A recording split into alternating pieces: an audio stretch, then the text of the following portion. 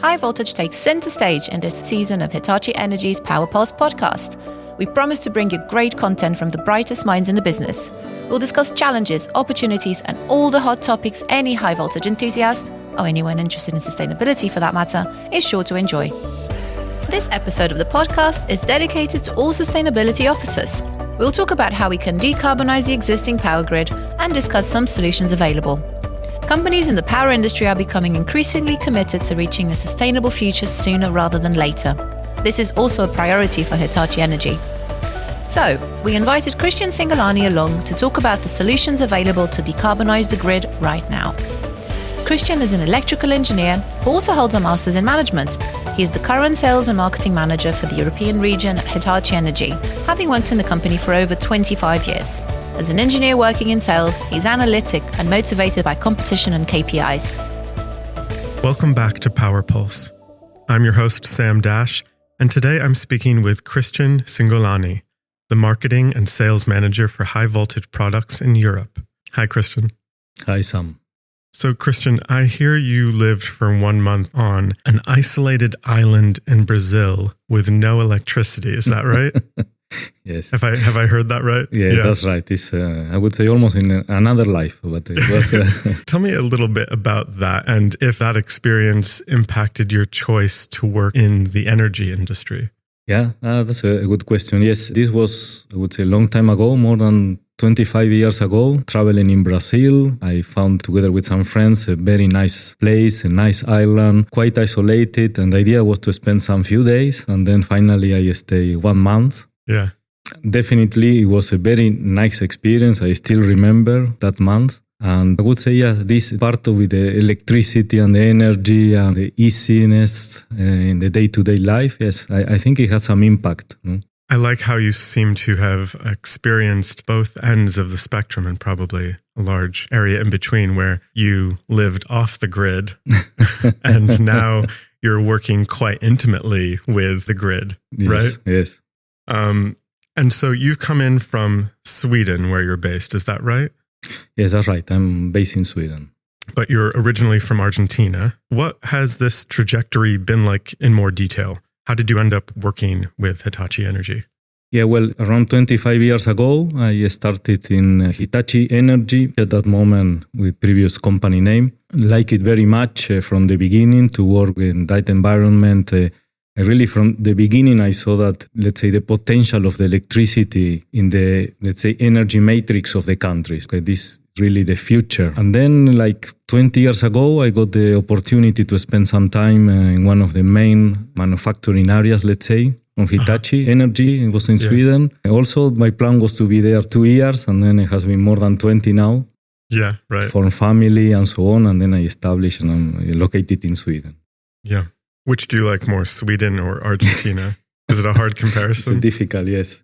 Yeah. Yeah, you know, you feel like part of both countries and both cultures. I come also from a family with a quite international background, relatives, parents living in different countries and so on. Yeah. But yeah, difficult.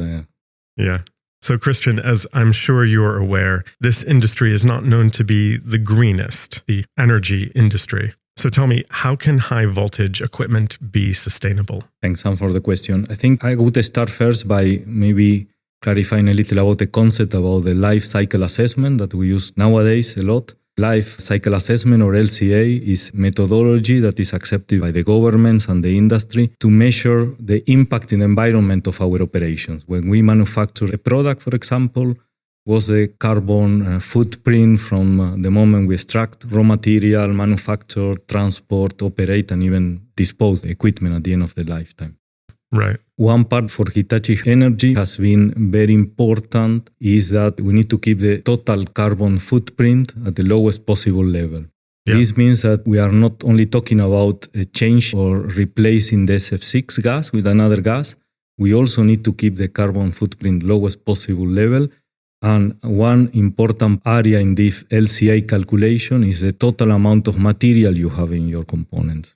Right. So to answer your question, Hitachi Energy strategy has been to replace the gas and at the same time keep the size and the quantity of material of the equipment to minimum possible. So nowadays our portfolio has the same or very similar footprint and size of equipment.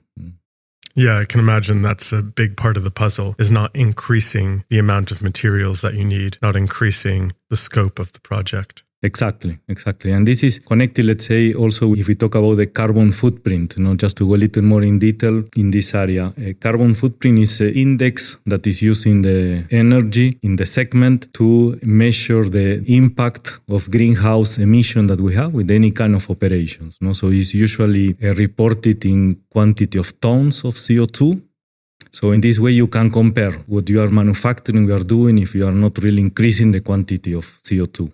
Right. And so you just mentioned carbon footprint. What carbon footprint does this equate to in your typical substation for SF6? Yeah, well, just to compare, carbon footprint is an index that we use to compare a little the greenhouse effect of an operation or for a product. Mm-hmm. In the case of the SF6, just to give a comparison, 1 kilogram of SF6 is equivalent to almost 24,000 kilograms of CO2. Right. So the impact is quite high. What we have done in Hitachi Energy with our Econiq portfolio, we have found a way to replace this gas by other type of gases, but at the same time, we are keeping the footprint. We are keeping the size and the quantity of material we have in the equipment. So in this way, really supporting our customers in this decarbonization journey. So in the grids that currently exist, if there are no SF6 leaks, assuming in some perfect world there are no leaks, is SF6 still bad for the planet if it's completely contained? Yes, you're right. The SF6 is contained in our equipment. So in theory, it's not released to the atmosphere. And also Hitachi Energy and in general the industry has really developed very good solutions during the last years to really keep this gas sealed and contained, to really minimize the possibility of any emission to the atmosphere. But we need to remember that SF6, although it's a very good gas from the electrical point of view, has a big disadvantage, that is the GWP, the global warming potential. So when you compare this with CO2, that is the most common greenhouse, SF6 has an equivalence of almost 25,000 compared with CO2. So even if it is contained, it's just a much higher risk of something to be working with than, say, some of the gases that are involved in the Econiq portfolio. Is that right? Yes, that's right. Yeah. That's right. And that's, I would say that is in some way the beauty of the Econiq portfolio is this, that we have combined the possibility to remove the SF6. These solutions are available today and we can help customers in their sustainability journey. At the same time, we have kept this footprint that we discussed before to the minimum possible level, or carbon footprint to the lowest possible level. And has it been difficult to create that availability of the Econiq portfolio? And is demand increasing more? And will that be difficult? Yes, definitely. I mean, this is the result of several years of R&D work in Hitachi Energy. But nowadays we are having I would say, a quite complete portfolio that keeps growing. Yeah. So I believe it has been a long journey, but now we are coming with a good solution that is available today. So the possibility of removing SF6 exists today and without increasing the carbon footprint of the substations. Yeah. So you're matching demand and are at a place at Hitachi Energy where you're able to grow with this pattern of pushing for more sustainable solutions. Is that right? Yes, definitely. And the demand is growing, I would say, rapidly in several regions, Europe, North America, but all around the world are coming more and more demands about these eco-efficient products. And this is where Hitachi Energy comes with a quite comprehensive portfolio. Today we can develop products from 72 up to 420 kilovolt, soon up to 550 kilovolt, and we keep developing. So the vision is to really have a complete Econiq portfolio in the future where customers can choose depending on the type of application they want. Yeah, it's developing swiftly, it sounds like. Yes. So do different regions need different solutions in regards to sustainability? Can you tell me specifically what sustainable equipment is needed versus what is available? Yes, definitely. I would say that this look for sustainable and eco-efficient products with the minimum possible carbon footprint is a mega trend that we see the whole planet nowadays.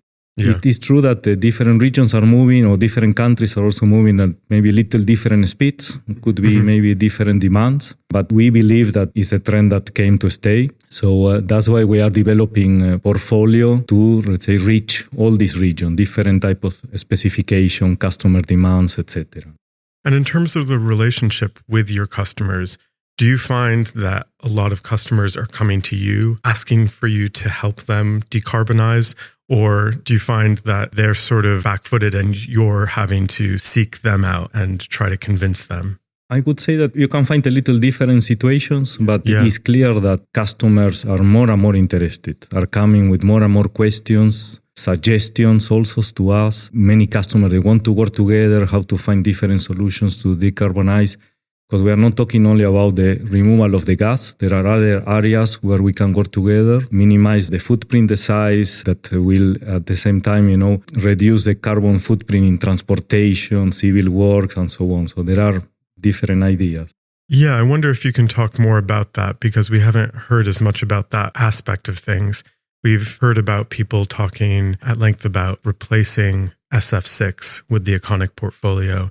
But what are those other areas that you mentioned where businesses can be more sustainable? Yes, I would say that if we talk about an important concept, that is the life cycle assessment, that is where you can measure the impact, the carbon footprint, let's say, along the whole lifespan of the equipment, since we extract raw material, manufacture, transport, operate, and even dispose the equipment.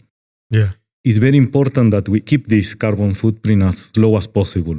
Yeah. So Hitachi Energy strategy has always been, okay, we need to find a way to replace the gas, but we need to keep the size and the footprint as small as possible. So this is a very important way to keep the product as eco-efficient as possible. Not to remove the gas, but then at the same time increase a lot of material used for the product.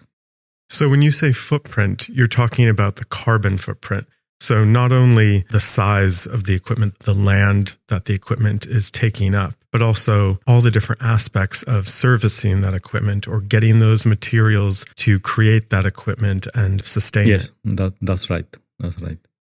So can you share with our listeners a sustainability success story that you've encountered lately? Yeah, definitely. There are now several nice stories. For example, customers in the UK, where together with them, we have implemented a solution called Retrofill, where we replace the SF6 gas, but we keep the same equipment. The customer doesn't need to change the whole equipment. We change the gas plus some small accessories, but the main part of the equipment remains. Yeah. And this is a very convenient way, let's say, for customers to develop their sustainability strategy without the need to replace the whole switchgear. That example of the United Kingdom, how long has that process taken from inception to being completed?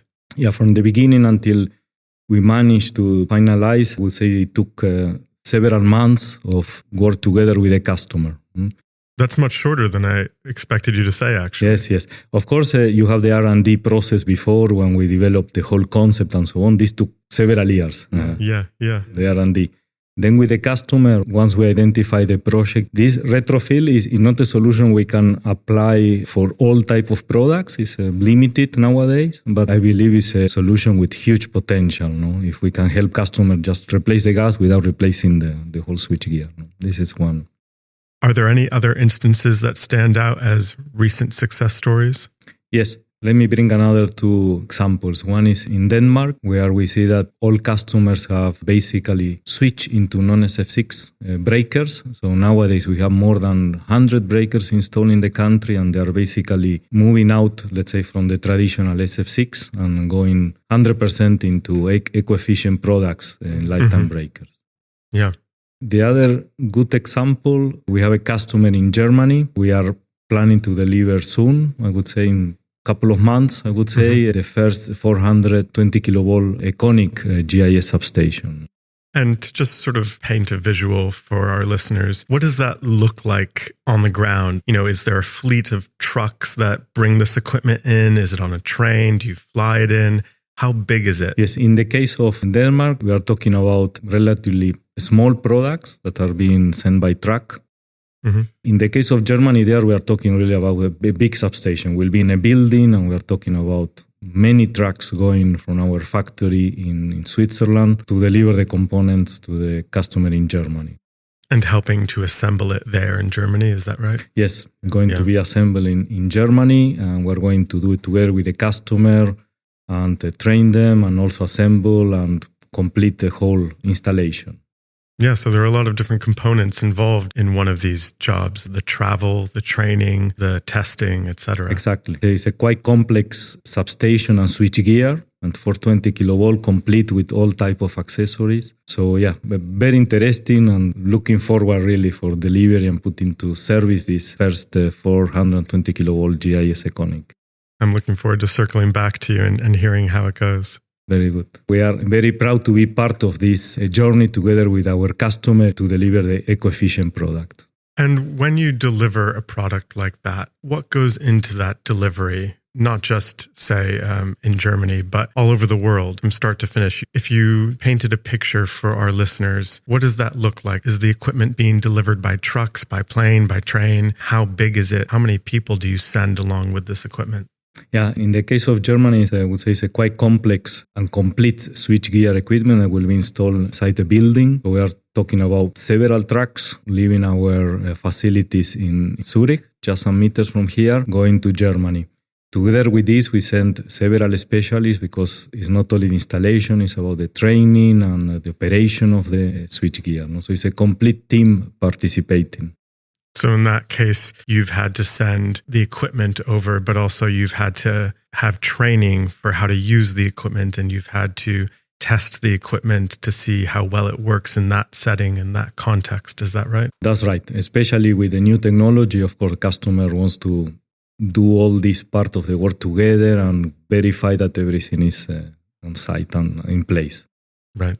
And for example, with your story about the UK or any other customers that come to mind, really, what's the most common obstacle or challenge you hear from customers in terms of what's getting in the way of them making this transition? It's a good question. I would say that during the last years, we saw more and more interest from customers to go into these eco-efficient products and portfolio. But during some time, it has been a little unclear with the regulations and laws and what's going to be allowed or not. Fortunately, now recently, the European Union has released regulation where clarifies already now what is allowed, how it's going to be in the future, handling of SF6, how the customers need to start moving into non-SF6 products. So this is really helping now because it's clarified and has really confirmed that Econiq is the right solution for our customers. Right. So that regulation has provided some focus and I imagine also some support to light a fire under everyone. Exactly. Yeah. Well, thanks so much for joining us today, Christian. You've helped clarify the importance of reducing carbon emissions in daily operations based on society's need and in line with the strategies you described. Thank you, Sam. You're welcome. Thanks for tuning in to this episode of Power Pulse. Until next time. And that's it for today. We'll be back soon with some more great content. But before you go, remember to give us a follow so you don't miss an episode. Thanks for tuning in. See you soon. This episode was brought to you by Hitachi Energy. Created and introduced by Barbara Freitas-Daniels. Content and script writing by Cassandra Inne. Guest speaker Christian Cingolani. Hosted by Sam Dash. Produced and edited by Creative Chimps.